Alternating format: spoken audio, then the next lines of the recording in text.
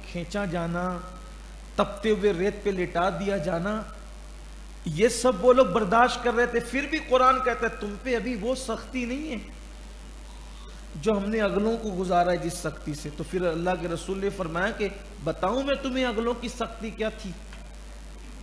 کہ ان کو آرے سے چیر دیا جاتا تھا. جو امت محمدیہ سے پہلی امتیں گزری ہے، اللہ نے ان کو کیسے آزمایا کہ ان کو آرے سے چیر دیا جاتا تھا اور لوہے کی کنگھی سے ان کو چھیل دیا جاتا تھا. ایسی شدت سے ان کو آزمایا گیا. لیکن اتنی شدت کے باوجود بھی وہ اپنے مذہب سے دور نہیں، وہ اپنے دین سے دور نہیں. اب بتاؤ، جب صحابہ کو جو امتحان دینے والے مکی دور میں جو تھے ان سے کہا جا رہا ہے کہ وہ سختی تم پر نہیں آئی ہے، اور یہ مت سمجھنا کہ ایمان لانے کے بعد سیدھے جنت میں چلے جاؤ گے اور اللہ تمہیں نہیں آزمائے گا. ان حالات میں ہمیں یہ آیت بہت حوصلہ دیتی ہے. اس کا مطلب اہل ایمان کو ہمیشہ آزمایا جائے گا. تمہیں مارا جائے گا، پیٹا جائے گا، آگ میں ڈالا جائے گا، گھسیٹا جائے گا، تم پہ ظلم ہوگی، ظلم ہوں گے، زیادتی ہوگی. دنیا بھر میں دیکھ لو. لیکن ڈرنا نہیں ہے آپ کو، اس لیے کہ اللہ کی مدد پہلے زینے پر نہیں آتی. جب مصیبت کا آغاز ہوتا ہے، آزمائش کا آغاز ہوتا ہے، امتحان کا آغاز ہوتا ہے، ستانے والوں کے ستانے کا آغاز ہوتا ہے، تکلیف دینے والوں کی تکلیف کا آغاز ہوتا ہے، اس وقت اللہ کی مدد نہیں آتی. جب ہل جاتے ہیں لوگ اور پھر پکار اٹھتے اب مدد کہاں ہے، تو کہا جاتا ہے اب مدد، نصر اللہ قریب، اللہ کی مدد قریب ہے. تو مدد اینڈ پر آتی ہے، اختتام پر، جب انتہا ہو جاتی ہے مصیبتوں کی.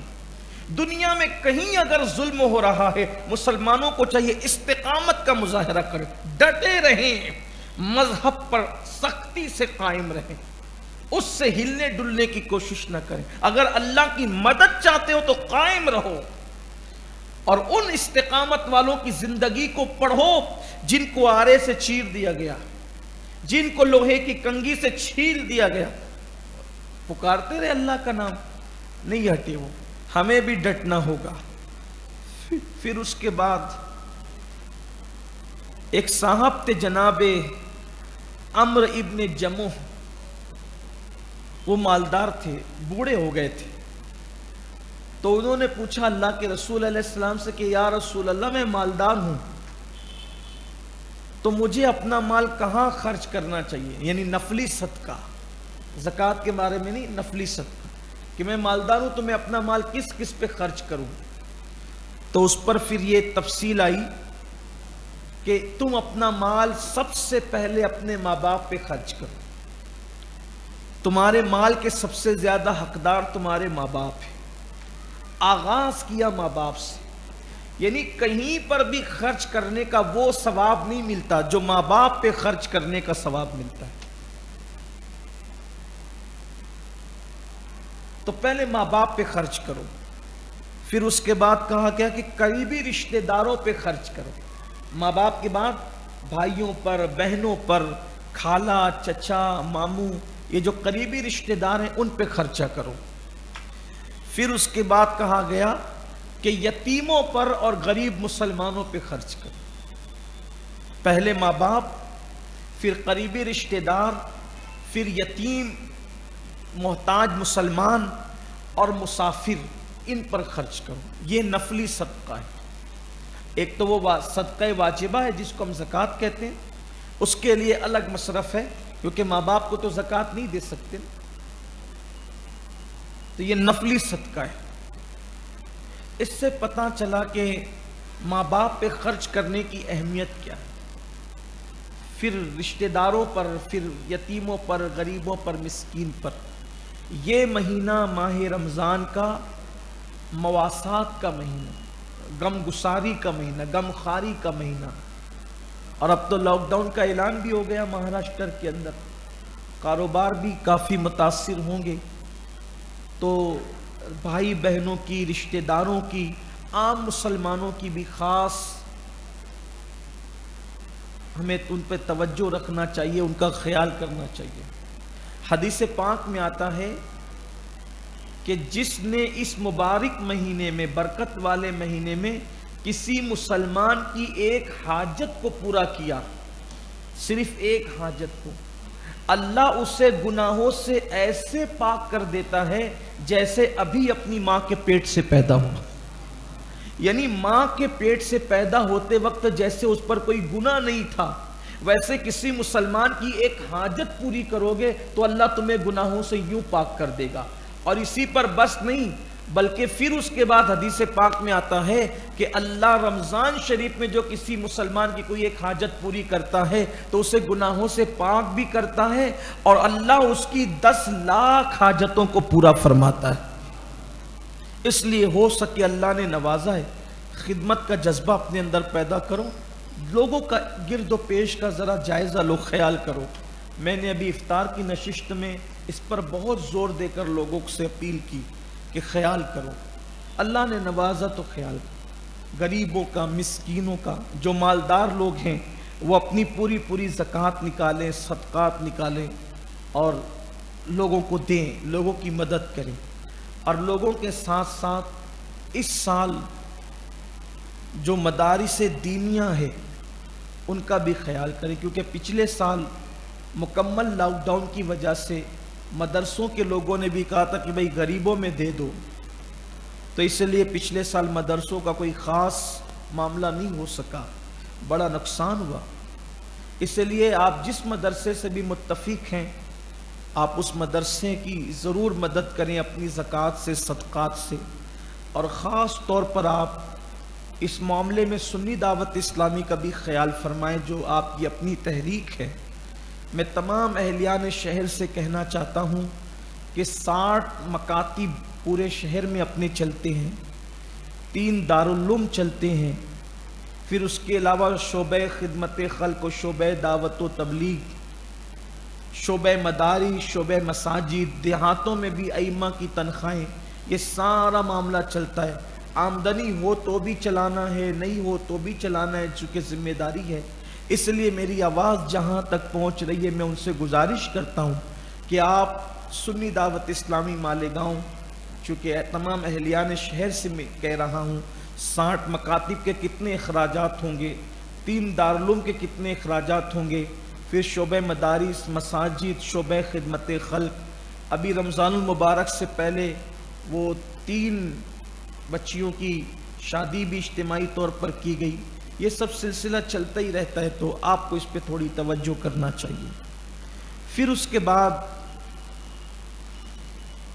ایک صحابی تھے حضرت مرثد غنوی، ان کو اللہ کے رسول علیہ السلام نے مکۃ المکرمہ بھیجا کہ آپ مکہ جاؤ اور وہاں جو مسلمان پھنسے ہوئے ہیں ان کو مدینہ منورہ لے آؤ، کیونکہ کچھ کمزور مسلمان، غریب مسلمان رہ گئے تھے ہجرت سے، اور جو نکل کے آ سکتے تھے وہ سب نکل کر آ گئے، اخیر میں کچھ لوگ بچ گئے تھے۔ تو حضرت مرثد غنوی کو کہا گیا کہ آپ جائیں اور جا کر کے ان مسلمانوں کو جو بچ گئے لے کر آئیں۔ تو جب یہ لینے کے لیے گئے تو وہاں پر ایک خاتون تھی، ایک عورت تھی۔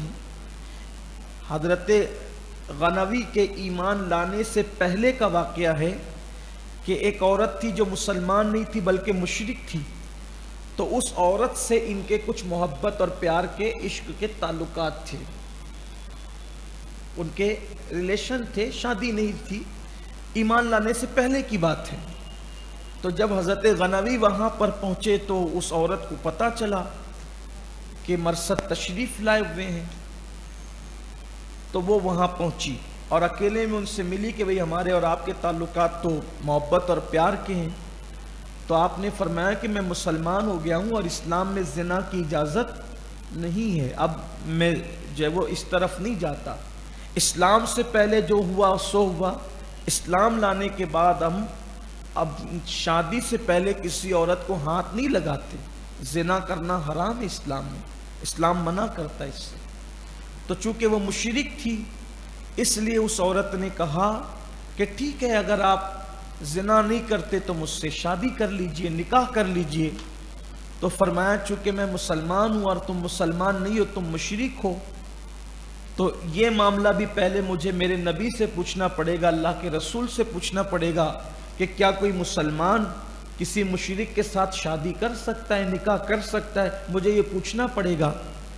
تو اس پر یہ آیت کریمہ آئی کہ کوئی مسلمان کسی مشرک عورت سے نکاح نہیں کر سکتا، اور کوئی مسلمان لڑکی کسی مشرک مرد سے بھی نکاح نہیں کر سکتی۔ مسلمان کا نکاح صرف مسلمان کے ساتھ ہوگا، کسی اور سے آپ کا نکاح نہیں ہو سکتا۔ آج کل یہ بھی فیشن ہوتا جا رہا ہے کہ معاذ اللہ مسلمان اب اوروں سے بھی نکاح کر رہے ہیں اور اوروں کو اپنے نکاح میں لینے کی کوشش کریں، نکاح ہوگا ہی نہیں، شرط ہے، اسلام شرط ہے، اگر آپ نے نکاح کے نام پہ اس کو رکھ بھی لیا تو صرف زنا ہی ہوگا، اور جو بچے پیدا ہوں گے وہ ثابت النسب نہیں ہوں گے، وہ حلالی نہیں ہوں گے۔ اس لیے نوجوان فلمیں دیکھ کر، سیریل دیکھ کر، یا لڑکیاں فلمیں اور سیریل دیکھ کر جس راستے پہ جا رہے ہیں بڑا بھیانک ہے۔ بلکہ معاذ اللہ اب تو یہ بھی دیکھنے میں آ رہا ہے کہ شادی کے لیے اور عورت کے لیے اور لڑکیاں لڑکوں کے لیے مذہب تبدیل کرنے کی کوشش کرتے ہیں۔ نہیں، یہ دنیا فانی دنیا ہے، یہ فانی دنیا ہے۔ جو لوگ اللہ رسول کے وفادار نہ ہوں گے وہ آپ سے کیا وفا کریں گے؟ خدا کے لیے قوم کی بیٹیوں کو اس پر غور کرنا چاہیے، آپ لوگوں کو بھی غور کرنا چاہیے۔ پھر اسی تناظر میں ایک اور بات آ گئی، مشرک کے ساتھ تو نکاح منع کر دیا گیا کہ مسلمان عورت کا نکاح مسلمان عورت کا نکاح مشرک مرد کے ساتھ نہیں ہوگا، اور مشرک مرد کا نکاح مسلمان عورت کے ساتھ نہیں ہوگا، اور مرد مسلمان ہے عورت مشرک ہے تو بھی نہیں ہو سکتا، دونوں کا مسلمان ہونا ضروری ہے۔ پھر اس میں یہ ہوا کہ حضرت عبداللہ ابن رواحہ یہ بڑے عظیم صحابی ہیں، جنگ موتا میں ان کی شہادت ہوئی۔ حضرت عبداللہ ابن رواحہ نے ان کی ایک کنیز کو ایک تماچا مار دیا۔ کنیز تھی، اس دور میں کنیز ہوا کرتی تھی۔ کبھی کبھی آپ لوگ یہ سنتے ہیں کہ کنیز، غلام، تھوڑا میں اس پر گفتگو کر لوں تاکہ چونکہ آگے اب یہ سب چیزیں آتی رہے گی تو ایک آپ کے ذہن میں آنا چاہیے۔ ہوتا یہ تھا کہ اس دور میں انسانوں کو بیچا جاتا تھا اور خریدا جاتا تھا۔ جیسے جو جنگ میں قیدی ہو جاتے تھے ان کو بیچ دیا جاتا تھا، ڈاکو لوگ قافلے لوٹتے تھے، انسانوں کو غلام بنا لیتے تھے، ان کو بیچ دیتے تھے۔ اب غلامی کا دور ختم ہو گیا، اب کنیز کا دور ختم ہو گیا، غلام اور کنیز اب ہیں نہیں، سب آزاد ہیں۔ تو وہ جو خریدا جاتا تھا غلاموں کو، کنیزوں کو، تو جو کنیزیں ہوتی تھی تو ان پہ جو جس گھر میں وہ رہتی تھی اس گھر کے لوگوں سے ان پہ پردہ بھی نہیں تھا۔ پردہ آزاد عورتوں کے لیے تھا، کنیزوں کے لیے نہیں تھا۔ بلکہ اگر کوئی کنیز ہوتی تھی تو کنیزوں کے لیے نکاح کے بغیر ان سے بیوی جیسا سلوک کرنا حلال تھا۔ نکاح کے بغیر جو کنیز یعنی جس نے خرید لیا، اب خریدنے کے بعد اس سے نکاح کی ضرورت نہیں ہوتی تھی۔ یہ احکام قرآن میں واضح طور پہ ہے۔ اصل میں جو لوگ ان کو پتہ نہیں ہوتا وہ گھبرا جاتے ہیں، نکاح کے بغیر کیسے ہو سکتا، تو یہ کنیز کے لیے خاص ہے۔ اچھا یہ بھی ہے کہ اگر وہ جو کنیز ہے، اب ایسا نہیں کہ کنیز ایک گھر کے اندر ہے تو سارے گھر کے مرد اس کے ساتھ معاذ اللہ مردوں جیسا سلوک، ایسا نہیں، کوئی ایک ہی اسی کے لیے وہ خاص ہوگی، ٹھیک ہے۔ اور جو اس سے بچہ پیدا ہوگا وہ حلالی ہو، کنیزوں کے ساتھ یعنی کہ بیوی جیسا سلوک ہو سکتا تھا۔ تو ان کو آزاد عورتوں کی طرح ان کے لیے پردے کا جیسے ان کے لیے احکامات ہیں ان کے لیے نہیں ہوتے تھے۔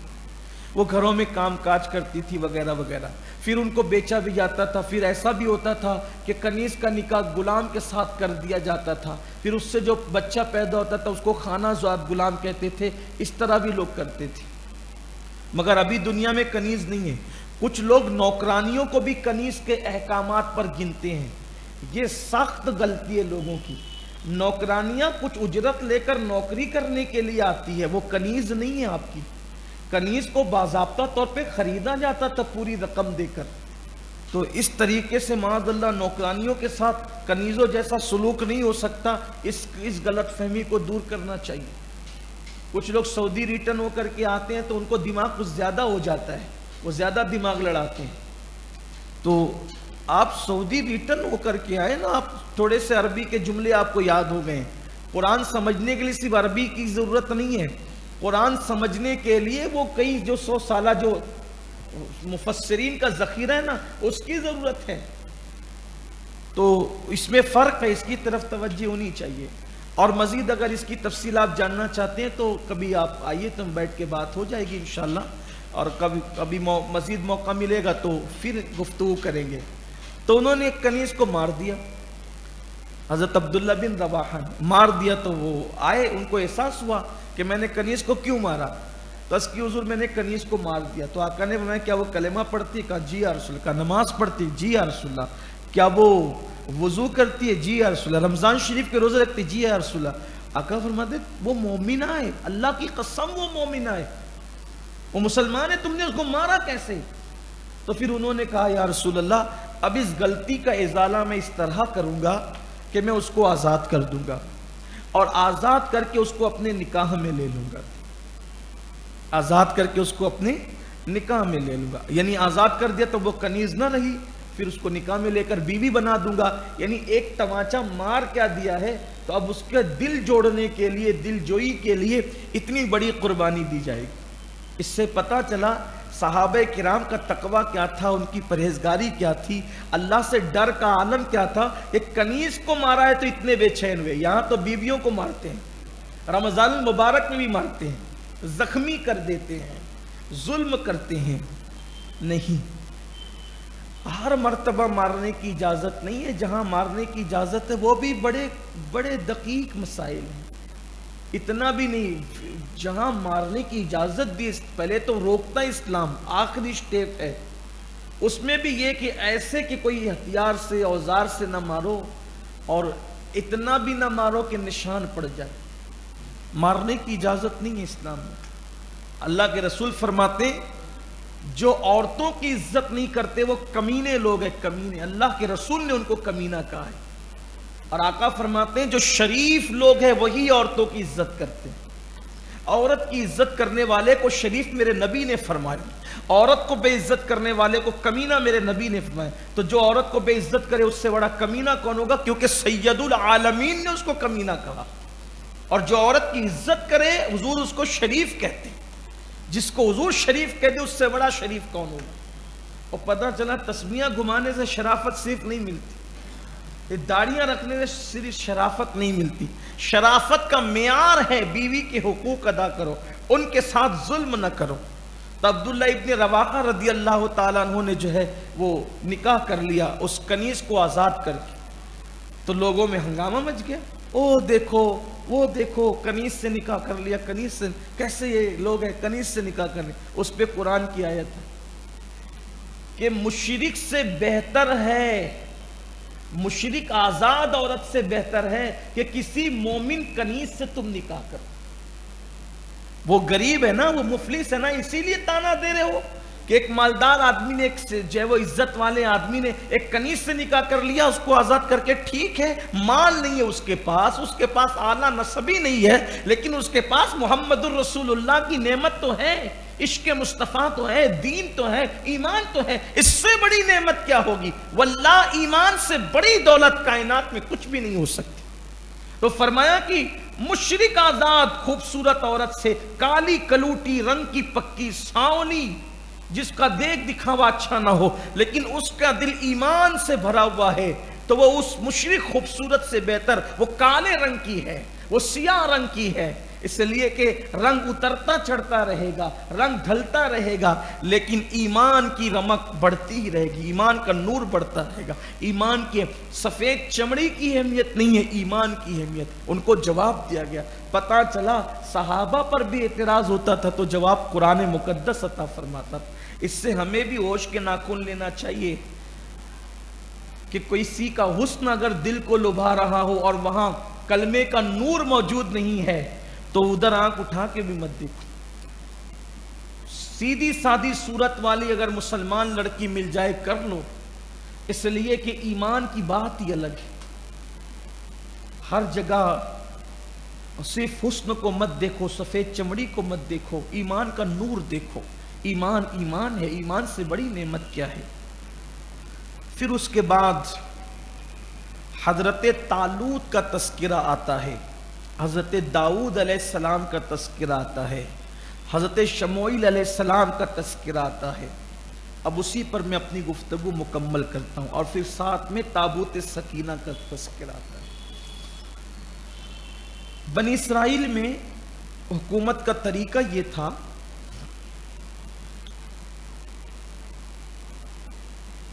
کہ جو یہودا کی اولاد ہوا کرتی تھی, یہودا یہ یعقوب علیہ السلام کا بیٹا تھا یہودا, تو اس کی جو اولاد ہوا کرتی تھی تو اس کی نسل سے بادشاہ ہوتے تھے, بادشاہ لوگ ہوا کرتے تھے.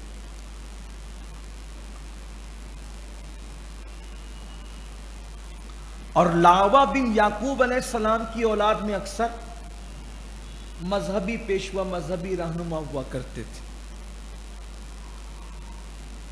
تو اس وقت دور چل رہا تھا حضرت شموئیل علیہ السلام کا, تو ان کے پاس کچھ لوگ آئے اور کہنے لگے کہ حضور ہمارے پاس جو ہے وہ کوئی بادشاہ نہیں ہے, تو آپ ایک کام کیجئے کہ کسی بادشاہ کا تقرر فرما دیجئے. تو حضرت شموئیل علیہ السلام نے, یہ حضرت طالوت جو تھے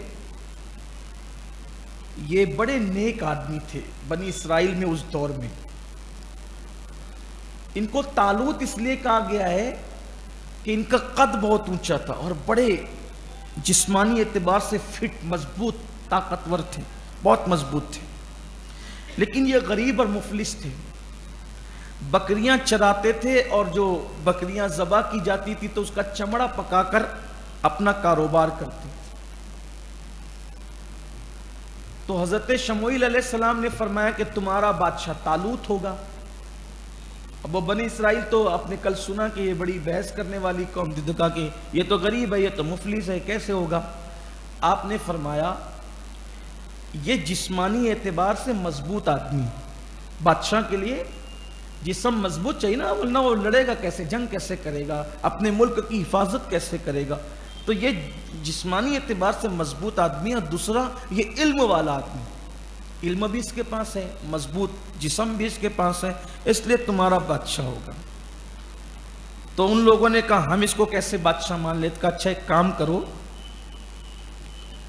کہ اگر تابوت سکینہ آ جاتا ہے تو تب تو تم مان لو گے نا, تم اس کو اپنا بادشاہ مان لو گے نا؟ کہاں ہوا یہ تھا. یہ تابوت سکینہ کیا ہے اس کا ذکر آج آپ نے تراویح میں سنا ہے. تابوت سکینہ یہ شمشاد کی لکڑی کا ایک صندوق تھا, شمشاد کی ایک لکڑی تھی, اس کا صندوق تھا, اور یہ اللہ تعالیٰ نے آدم علیہ السلام پہ نازل فرمایا تھا تابوت سکینہ. اس میں بہت ساری چیزیں تھی, پھر وہ آدم علیہ السلام اس کو اپنے پاس رکھتے تھے, پھر بعد میں نسلاً بعد نسلیں بطور وراثت وہ آگے بڑھا, اور پھر موسیٰ علیہ السلام کے پاس آیا, اور پھر بنی اسرائیل کو وہ آگے بڑھتا گیا. تو اس تابوت کی, اس صندوق کی خصوصیت یہ تھی کہ اس میں انبیاء کرام کی تصویریں رکھی ہوئی تھی, ان کی شبیہ اس تابوت کے اندر تھی. پھر اسی طریقے سے اس کے اندر ہارون علیہ السلام کے کچھ تبرکات تھے, موسیٰ علیہ السلام کے کچھ تبرکات تھے, من و سلوہ کا کچھ حصہ تھا.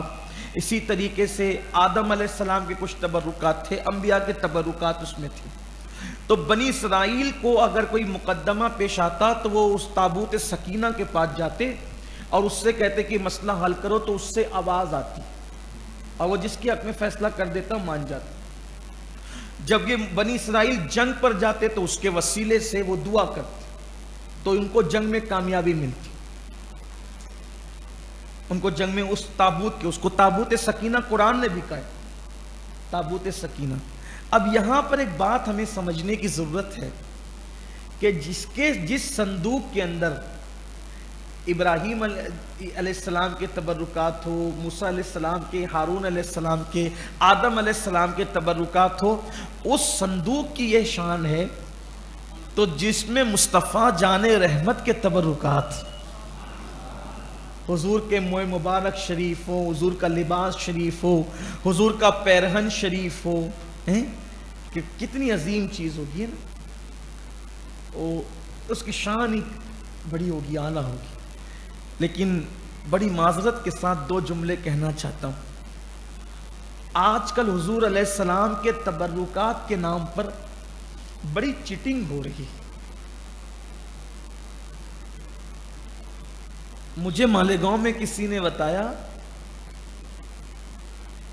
کہ تبرکات کی زیارت ہوگی جس میں حضور اکرم صلی اللہ علیہ وآلہ وسلم کو وصال کے وقت جس پانی سے غسل دیا گیا تھا اس پانی کی بھی زیارت کرائی جائے گی. میں نے اپنا کلیجہ پکڑ لیا کہ کیا ہو رہا ہے, کیا ہو رہا ہے؟ کچھ تو حیا کرو, کچھ تو غیرت کرو. 1400 سال تک کے اس پانی کا کہیں تذکرہ نہیں. کیا صحابہ نے بھی اس کی زیارتیں کروائی یا کی؟ کہاں تھا اب تک وہ پانی؟ یہ صورتحال, یہ صورتحال ہے. میں لیکن اس کا انکار کی بات نہیں کر رہا ہوں, لیکن بتا رہا ہوں کہ حالات کیا ہو گئے. حضور اکرم صلی اللہ علیہ وآلہ وسلم کی نالین بن کر کے بک رہی ہے. میں انکار نہیں کر رہا ہوں اس کا کہ معاذ اللہ کہاں ہے, کہاں نہیں ہے, کہاں اصلی نہیں, لیکن یہ صورتحال ہے. اللہ کا واسطہ ایک دن مرنا ہے. اور موئے مبارک شریف کے تو کیا کہنے, جس کو دیکھو اس کے پاس موئے مبارک شریف. اللہ کے لیے رحم کرو, اللہ کے لیے کچھ خیال کرو. کہیں ایسا نہ ہو کہ تم نے اتنا عام کر دیا تو جو اصل تبرکات ہے لوگ اس کو شک کی نظر سے دیکھیں۔ حضور علیہ السلام کے تبرکات کی طرف جھوٹ منسوب نہ کرو، ایک دن اللہ کو منہ دکھانا ہے، لعنت برسے گی، تباہی اور بربادی جو وہ دنیا میں بھی ہوگی اور آخرت میں بھی ہوگی۔ اور کچھ لوگوں کا حال یہ ہے کہ اب کل تک حضور علیہ السلام کے منہ مبارک شریف کی زیارت ہوتی تھی، اب اس کے بھی اس کے بھی اس کے بھی اس کے کچھ تو خاص رکھو اللہ کے نبی کے لیے، سبھی کو عام کر دو گے؟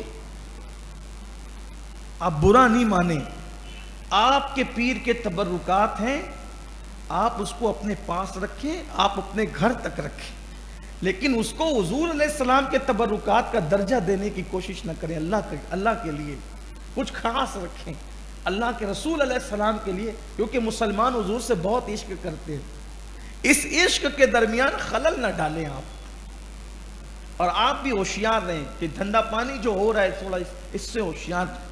لیکن جو حضور کے تبرکات ہے اصل ہے، ہمارا ایمان ہے، اگر کوئی ہمارے پاس لا کے تبرکات پیش کرے گا ہم انکار نہیں کریں گے، لیکن لوگوں کو کہیں گے بھی نہیں کہ بھئی جاؤ اور وہ ہیں، اس لیے کہ انکار کیوں کریں؟ انکار کیوں کریں؟ ہمارے پاس کیا ثبوت ہے انکار کرنے کے لیے؟ لیکن ماننے کے لیے بھی تو کچھ چاہیے نا، آپ کچھ بھی کریں، نئی نالین لا کے آپ دکھاتے ہیں سندل میں بھگو کر کے، یہ حضور کی ہے، حضور کی نالین کو 1450 سال ہو گئے۔ میں نے ماہرہ مطارہ شریف کے نالین دیکھا، بظاہر جو ہے وہ نالین شریف پوری بھی نہیں تھی، بہت ہلکا سا اس کا اکثر و بیشتر حصہ اس کا یعنی کہ اس میں موجود نہیں تھا، صرف اس کا ایسا لگتا تھا دیکھنے پر کہ اس کا تلوہ نظر آ رہا ہے بس، اور دیکھ کر دل پکار بھی اٹھتا ہے نا، کیونکہ نئی چیز اور برسوں گزر جائے جس چیز پر تو سمجھ میں بھی آتا ہے۔ میں نے وہاں دیکھی نالین شریف، اسی طرح میں نے دلی کی جامع مسجد میں دیکھی نالین شریف، دل پکار اٹھتا ہے، اس کی کشش ہی کچھ اور ہے۔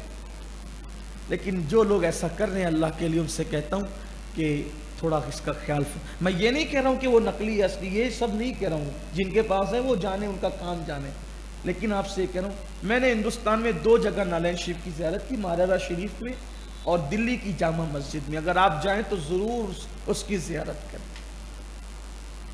اس کی زیارت کریں آپ، حضور کی نالین شریف، اور بھی جگہ ہوگی مجھے اس کا علم نہیں ہے، لیکن پھر کہہ رہا ہوں کہ میں انکار نہیں کر رہا ہوں کہیں کا، اس کا خیال کریں، کہیں کہ میں مبارک شریف کا بھی انکار نہیں کر رہا ہوں، لیکن خلدآباد شریف میں جو بابا برہان الدین غریب کے آستانے پر ہے اس کی سند بہت متصل ہے، یعنی میں حضرت بابا برہان الدین غریب کو ملا حضرت محبوب الہی سے، محبوب الہی کو ملا حضرت بابا فرید سے، بابا فرید کو ملا قطب الدین بختیار کاکی سے، ان کو ملا سرکار غریب نواز۔